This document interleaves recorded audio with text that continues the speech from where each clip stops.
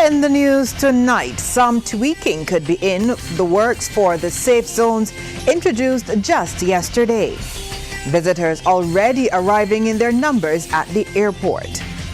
Government's repair and rebuild program continues.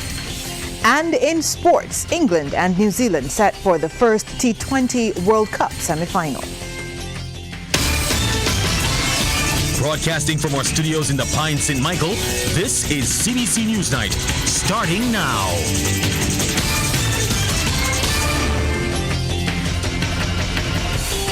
Very good evening to you. I'm Lisa Broom. Thank you so much for joining us. And our top story tonight, while the safe zones in Barbados went into effect officially yesterday, discussions began this evening with stakeholders who have some issues with the rollout and parameters of the zones.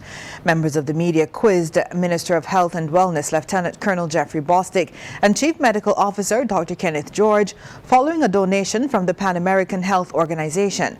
Wendy Burke was at that meeting and updates us on the zones, donations, and other issues related to the COVID-19 battle. Wendy? Thank you, Lisa. Minister Bostic was scheduled to meet with the Barbados Association of Medical Practitioners at 4 this evening, and thereafter a number of other stakeholders.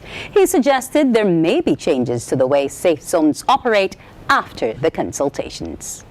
It is obvious that some things have not gone right in relation to the rollout of the safe zones, and there are some issues being raised by various entities, BAMP for one, for example, and some of the issues that I have heard of are legitimate concerns, legitimate issues. So my intent, along with the team at the ministry, is to listen to what the stakeholders have to say, the issues that they have. We will dialogue, and I will come to the press before the week is out to be able to address this matter fully with all of the relevant information. Today also saw some reallocation of nurses from at a vaccination site at Sharon Mervyn Church due to shortages within the polyclinic system.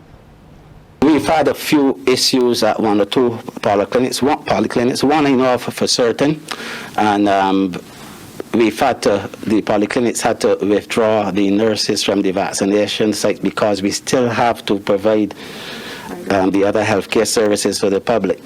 And that, in the view of the medical officer of health for the polyclinic and supported by the ministry, that has had to be the priority this morning for us to be able to continue to deliver the other healthcare services. But I'm not aware of any widespread issues at the vaccination sites. The issue of vaccination for those ages 5 to 12 was also raised, and Chief Medical Officer Dr. Kenneth George said a team was examining it and should make a decision soon. Barbados has examined the evidence. I think that PAHO WHO is not there yet. So remember, we have multiple sources to examine. And once those sources are brought to the attention of the public health team, we will make a determination. But what I will tell you is that we are close to making a determination of approval of vaccines, Pfizer vaccines, for persons between the ages of 5 to 12.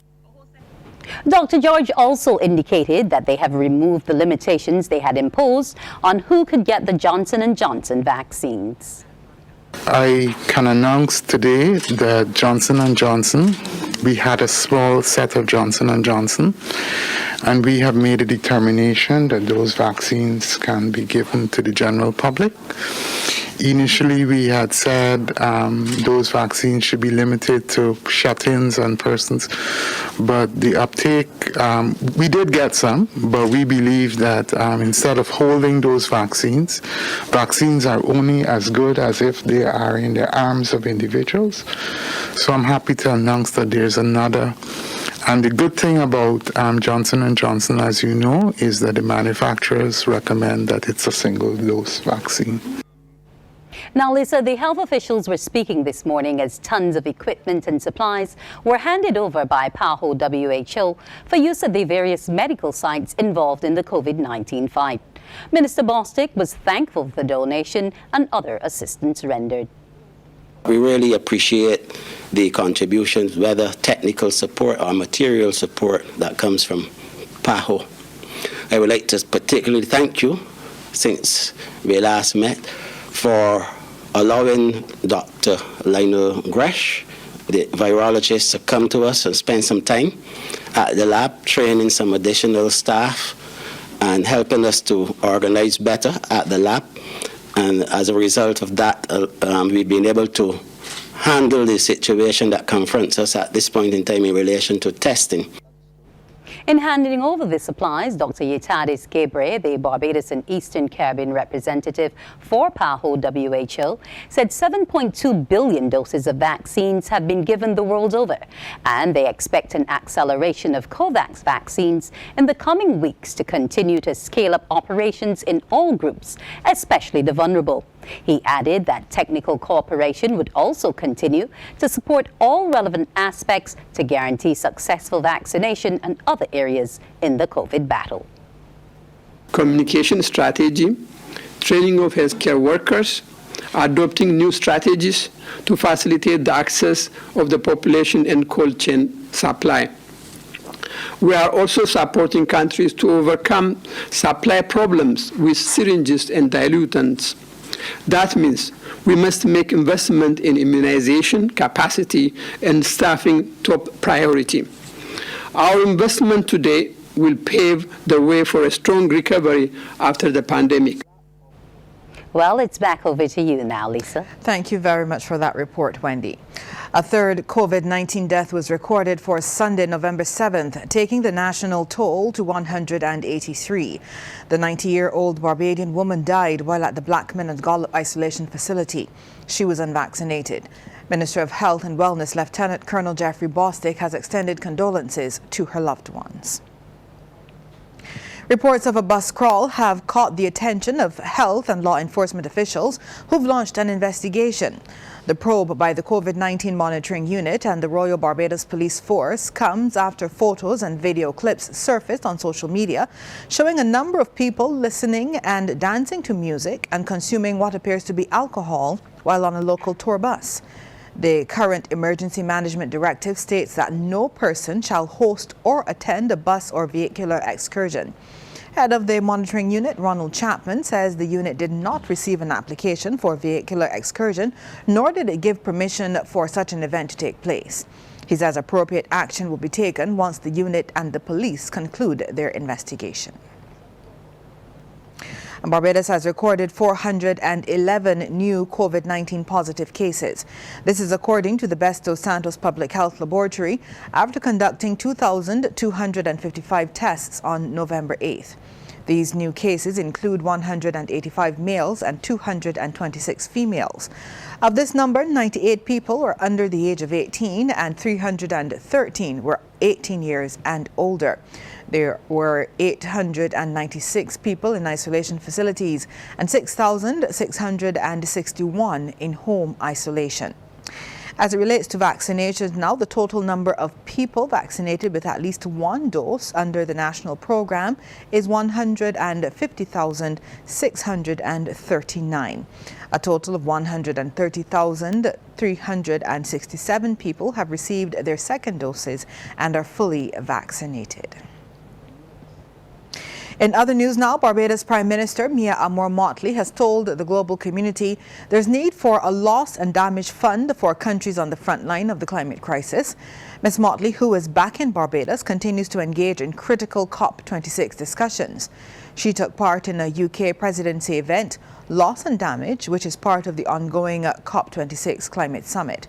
Ms. Motley told the function climate-related loss and damage were here and action was needed now. She says the fund will allow responsible countries to contribute to the loss and damage of those suffering as climate crisis and is uninsurable for many.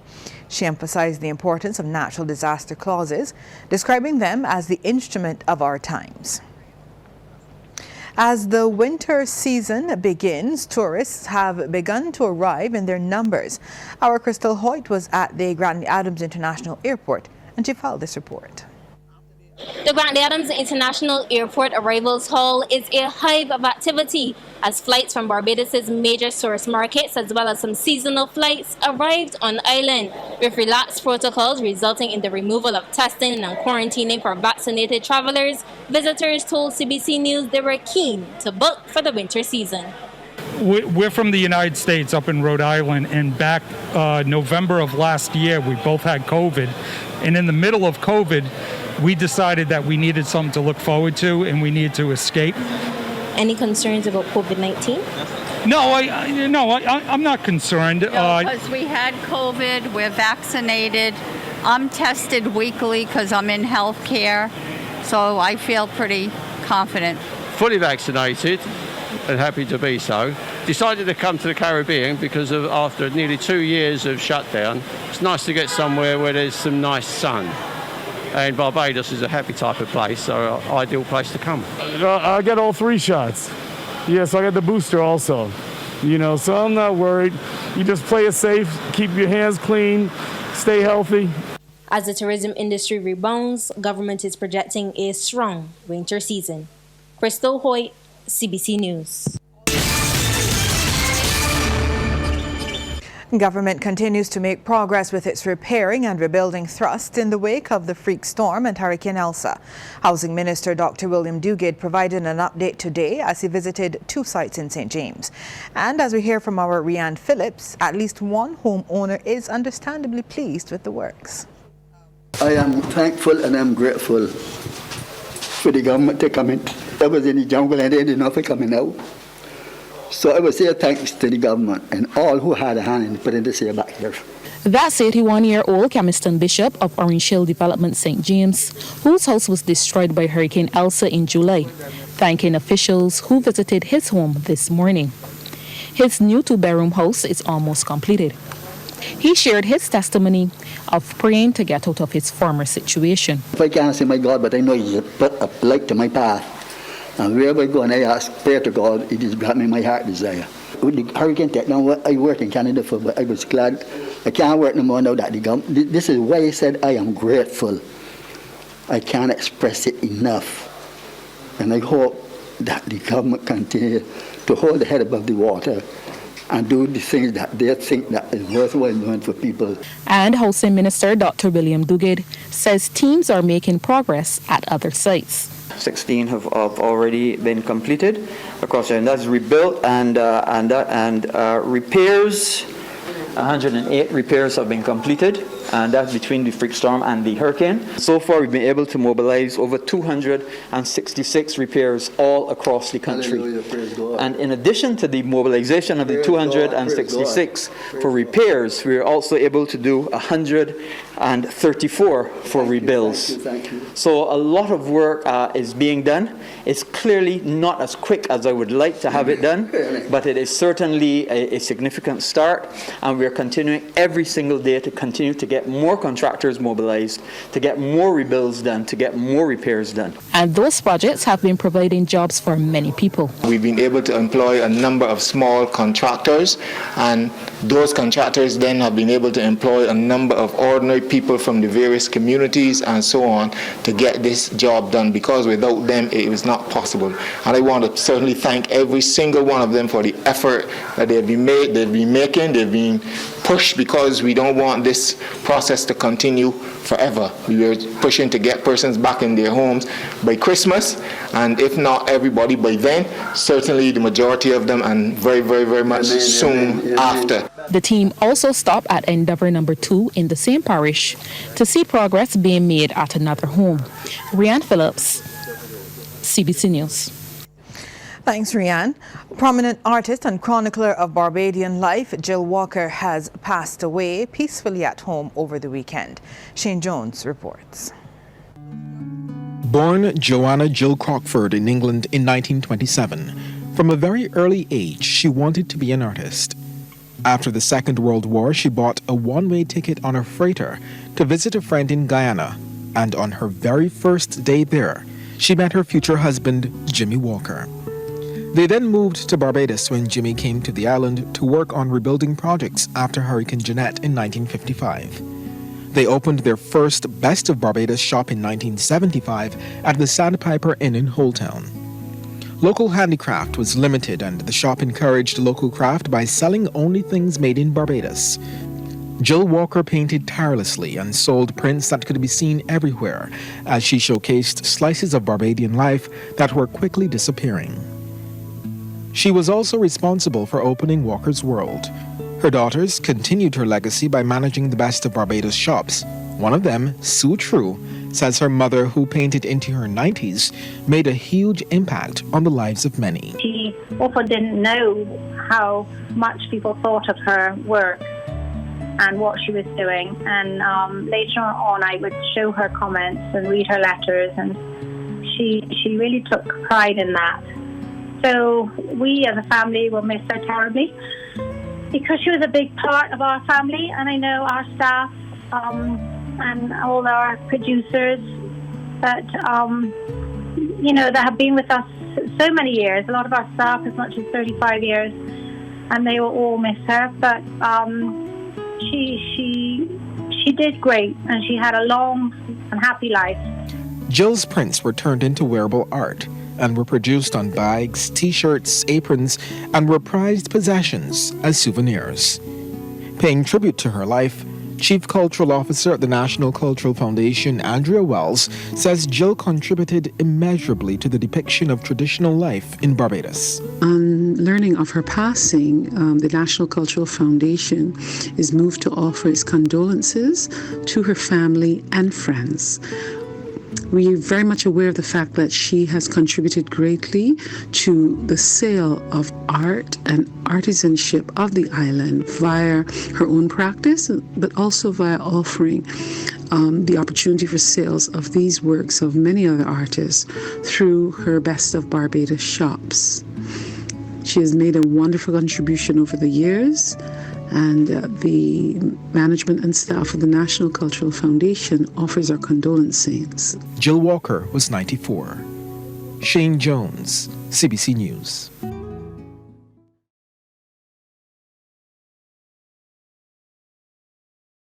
The Business Report, brought to you by the Youth Entrepreneurship Scheme, a department of the Ministry of Youth and Community Empowerment, supporting young entrepreneurs from idea to enterprise. In tonight's business, a number of young people are continuing to make the bold step of starting a business during the pandemic. In tonight's Yes Business Report, one such entrepreneur is using a beautiful historic site in St. John as the backdrop for her growing business. Ryan Broom tells us more. 33-year-old Jade Haynes is the owner of Sunrise Cafe. It's a still very new business located on the grounds of the beautiful Codrington College in St. John.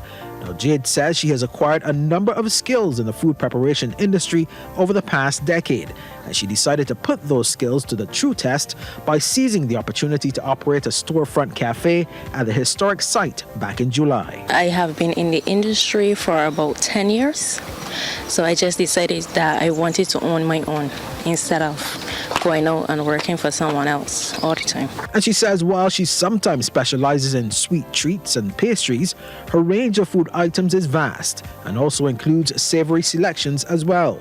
And she says the cafe offers a unique menu of its own. Here I focus on light stuff, which will be like burgers and sandwiches and that kind of stuff. And then we have like shakes and desserts, like ice cream with the toppings. And I want to branch out into more focused desserts where I would like to do a dessert sundae where you have like a warm dessert and some ice cream, but it's not launched as yet. I can put it on my IG page when I actually launch. So hopefully by next month that will be running. So we'll have like a special dessert different every Sunday. And she adds that well-spaced outdoor seating in the breezy environment outside the cafe helps them to strictly maintain social distancing and other COVID-19 protocols. And as for the response by customers so far, she says visitors and Barbadians alike can come to the cafe to get their favorite treats, as there's no cost to access the cafe itself. We do have some tourists coming through because Codrington is a historical place, so they come and they view the building and read up on the building as well. So they pass through, and then we have a couple locals like from the area, and then locals that want to come for Sunday drive and view the pond and that kind of stuff. They're mostly coming for ice cream though, which would be like on Sunday evenings. Meanwhile, Jade says that so far, Yes has been helping her to learn the ropes in getting a new business off the ground successfully. Right now, I requested from Yes Marketing, and they're in the process of linking me with a marketing coach. Because I'm not only new to this business, I'm new to owning a business, period. So I now have to learn about the different steps in the background that I would not have been privy to before as an employee. So they're walking me through it step by step. They've been a big help. And going forward, she says there's still room for the business to further evolve and grow in the coming years.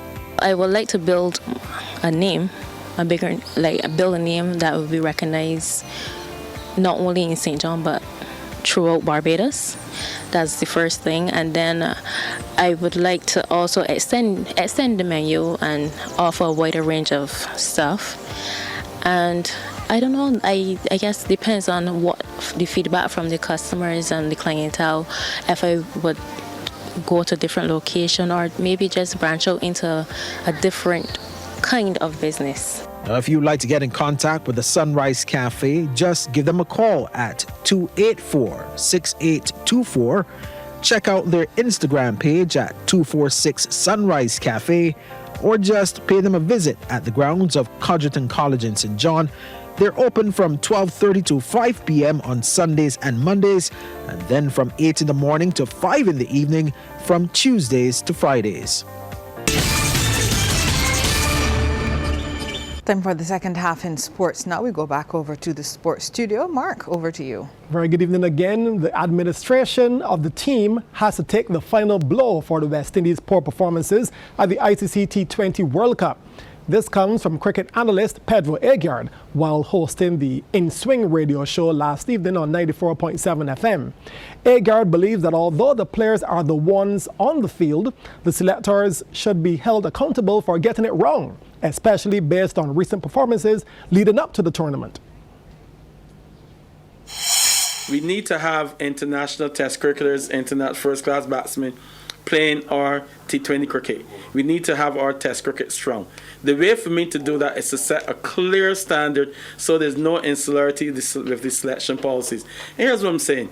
We've just had a 50-man squad pick for Sri Lanka, and I'm saying keep this group together. There's a consensus and a concept that if the longer these guys play, the better they'll get. So you keep this group together.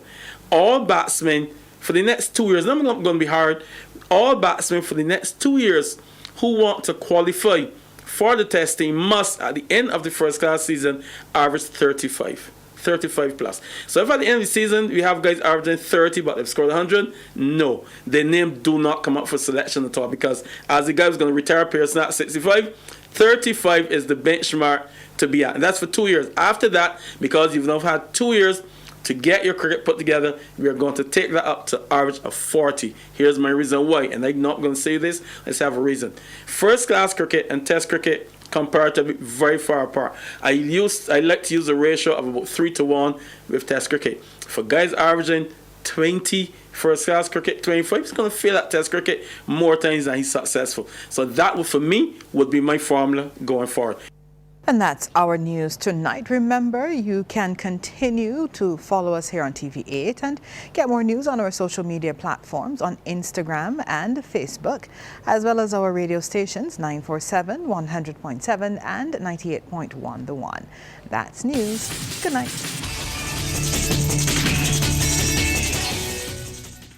Thanks for visiting us. To get more stories like this one, like and subscribe to our YouTube channel.